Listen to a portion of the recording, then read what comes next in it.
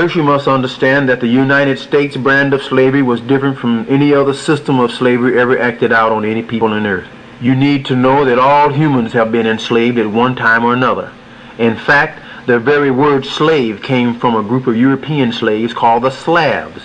This is where the word slave came from in the first place. Black Africans have had white slaves before. There were times when black African Muslims controlled or helped to maintain control over Spain for over 700 years. They were known as blackamoors. There was a time when practically everyone, or at least those who had a working brain, knew that Africa was the place to go to get a real education. We were building pyramids and temples and putting together societies that were the envy of the whole world. Not because we were superior to other humans, but because we were older than everyone else. The rest of the world were still shoeless and as dumb as hillbillies. You see, the thing that separates us from every other group of slaves was the fact that they knew that slavery was not the beginning and the end of their existence as human beings. We, on the other hand, believe that slavery is the beginning of African or black history. That is what happens when you allow someone else to write your history. When the United States dropped 2 atomic bombs on the Japanese, ending World War II, Japan was devastated. The Japanese government, as a part of the surrender, agreed to give America the run of the whole country. The United States controlled the economy as General Douglas MacArthur wanted to control the educational system. He wanted to ban the teaching of Japanese history, and that is where the Japanese leadership drew the line. They would never dream of letting someone else control what was taught to their children. They knew that if they gave up the minds of their children, then there would be little hope of ever getting back on their feet. Without history, future generations would be forced to grope around in the darkness, lost, afraid, and timid. Unfortunately, this is the status that we were reduced to during our time on the plantation. We became lost, afraid, and timid. We are much bigger and older and wiser and smarter than most of us will ever dream of believing. If everyone in this world had our grand, long, storied history, they would be bragging about themselves at every turn. There were many techniques employed by the master to keep us in bondage mentally. Without capturing the mind, the body would continue to kick against circumstances or fight. In other words, we would continue to run away, kill livestock, or burn crops and fight against the system of slavery at every turn. Every day we would get out of bed thinking of more ways to free ourselves. So it was for this reason that the master had to capture the body but enslave the mind. They knew that if a person was without his mind, then his body could be controlled. There was a pamphlet floating around a few years ago called the Willie Lynch Papers that was said to be the plan that was distributed throughout the South. Supposedly, Willie Lynch was a slaver who had a great success at getting work out of Africans who were enslaved on his plantation. They feared him and therefore worked his plantation with little effort on his part. The Africans, it was said, actually ran his plantation for him after he employed his fear tactics. It has also been stated that there never really was a man named Willie Lynch in the first place, and his legacy is a myth. Regardless, I believe it is necessary for us to study the Willie Lynch Papers in order to understand our own fears and misunderstanding today. It is instructional for us. Firstly, Willie Lynch was primarily concerned with profit. It wasn't personal in the sense that they had something out for Africa. No, they simply wanted to make a buck and then use that money to monopolize or control the world, to seize power over the whole world. It was about the Benjamins from the get-go.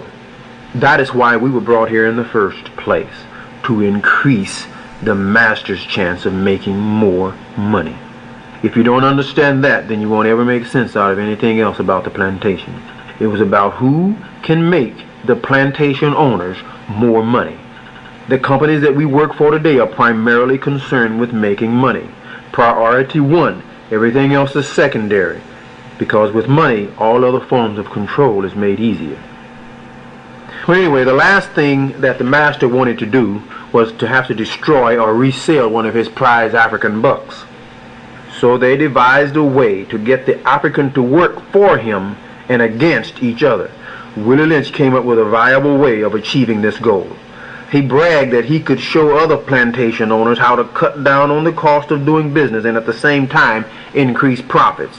The Willie Lynch system worked like this. First of all, he had to get the fear of the African and utilize that fear to get him to work against each other.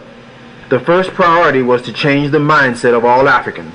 He would gather all of them out behind the barn. Then in front of all the Africans, he would single out the strongest brother, the warrior with the biggest, strongest muscles. He'd challenge him to a fight. But he would not fight the brother himself. No, he was too afraid. Instead, he would have about 5 big dumb redneck white boys with bats and clubs to jump the brother at the same time. Often the brother was strong enough to take out 1 or 2 of the bat-swinging crackers himself.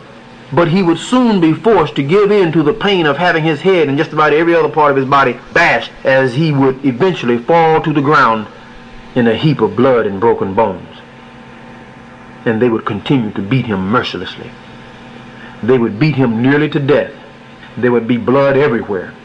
The other Africans can't help because the master has a couple of more white boys with shotguns standing ready to gun down any African who attempted to help their fallen brother. The beaten brother would lay there, unable to move, because his whole body was busted up. His head was just a bloody mess. That is when the master would step up and continue the beating by himself while yelling at the rest of the Africans. He would tell them in between blows that this is his nigger. You are my niggers. And any nigger that didn't acknowledge him as the only real man on the plantation would get beaten in the same way. The Africans would look on, some of them in anger, but all of them in fear. Next, he would order his rednecks to spread the brother out on the ground, spread eagle. And then they would tie a long rope around each of his ankles and each of his wrists. Then they would tie the right wrist and the right ankle to a horse. Then they would tie the left ankle and the left wrist to another horse on the other side. Now they have the 2 horses facing opposite directions with this helpless brother lying between them on the ground. The master would then fire a gun. The scared horses would take off running as fast as they could. As they run in opposite directions, they would literally pull the busted and battered brother in 2 pieces. His insides would be all over the place as half of his body would go in one direction and the other half in an opposite direction. Blood would shoot all over the place. All of the other Africans are scared beyond reason. The master would yell, "I can do this to each and every one of you niggers if I wanted to." To prove it, he would then grab the second strongest brother and start the process all over again. He would have the brother beaten nearly to death. However, this time he stops. He commands one of his strongest female Africans to come to the brother's aid. As she kneels down to assist the brother, he tells her that she will nurture him back to health and then have sex with the brother until she got pregnant. They are now connected to each other in some sort of evil arrangement of matrimony ordained by him who is now thought of as the ultimate man, the man of all men, a walking God on earth with the power of life and death in his hands. His hands. See, we're talking about this bus wreck. The African men were frightened and reduced to the level of the beast. Only good for the master's bidding. Only good for what the master tells him he's good for. He is now the possession of the master. No longer a man, a possession filled with fear. The African women have witnessed this whole scene. Whom do they now fear? Whom do they now respect? It was at that moment that she was reduced to a warm body that the black man used to get off on. No love, no compassion, no respect. Just something that gets pregnant and gives birth to the master's property 9 months later. The master might even use her as a bed warmer himself during the cold winter nights, while the African man lay awake, wondering, thinking about his master's hands touching his child for his own pleasure. To keep from going crazy, the brother had to find something, anything to laugh at. It is why we still laugh at stuff that ain't funny today. It relieves us of our pain. And why we can leave our children like it ain't no big deal. Our masters told us on the bus that our children ain't no big deal. We bought that lie then and we still buy it today. African men were reduced from Africans to niggers in everyone's mind. A nigger who is ashamed of himself. And in his shame, this plantation-made nigger becomes a shell of a man. He has become transformed to a nigger. So strong was this mental implant, our strongest young black males of today still think they're niggers, proud of it. You cannot get them to stop calling Africans niggers if you put a gun to their head. You see, this is a part of the bus wreck. He laughs when it ain't funny, scratches when it ain't itching. In his shame, he is now looking for ways in which to alleviate his pain, or the pain of the shame that he feels in front of the African woman, and the humiliation he feels in front of his own children. For he has learned on the plantation that they are not his responsibility. Over the years, the only emotion that he was able to show is anger and laughter. He looks for humor in everything around him so that the pain of humiliation does not become too overwhelming. So he just laughs and fights other African men and women. Now the African woman has his son. Do you think she wants this boy to be like his father? But of course not. He ain't even a real man no more. If he was, he would be dead by now. She remembers what happened to the brother with the horses and the last strong man she ever saw from Africa. So the last thing she wants for her son to be like is the obliterated African warrior. She now belongs to the master. He is her Lord and Savior, literally. She will teach her son how to become a perfect slave from the day he was born.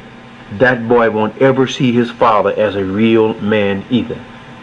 His mama taught him from day one, out of fear, how to be the master's best and most prized possession, an obedient male slave, a nigger, a big strapping buck who does not have a mind of his own.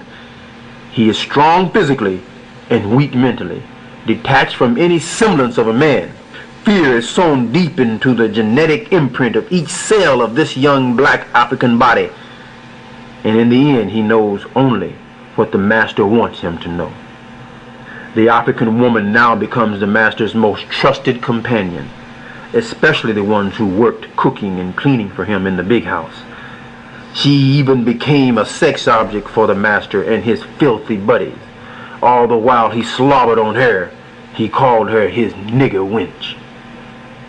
Today, it is not unusual for the African American male to have nothing to do with the raising of his children. Our young people are almost exclusively under the care of African American women, who often don't respect African American men and could not respect them if they wanted to, because in most cases brothers are not worthy of respect. Most of us don't even respect ourselves. Lessons straight from the plantation. It's the bus wreck, you see. The plantation is still the mother of many of our actions today. Most of you still carry the name, language, customs, and values of former masters from long ago.